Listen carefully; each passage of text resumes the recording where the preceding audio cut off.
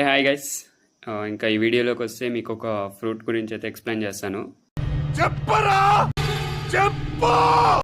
So ఆ fruit పేరే dragon fruit. దీన్ని తెలుగులో కూడా ఫితేయా అంటారు.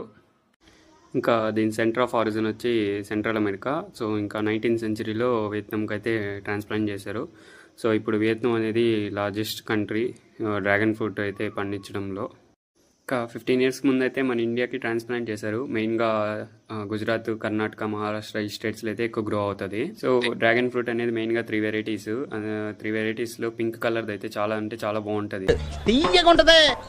డ్రాగన్ ఫ్రూట్ అయితే హెల్త్కి చాలా అంటే చాలా మంచిది. సో ఇందులో అయితే ఎక్కువ విటమిన్ సి, ఫైబర్, కాల్షియం అనేది ఎక్కువ కంటైన్ అయి ఉంటుంది.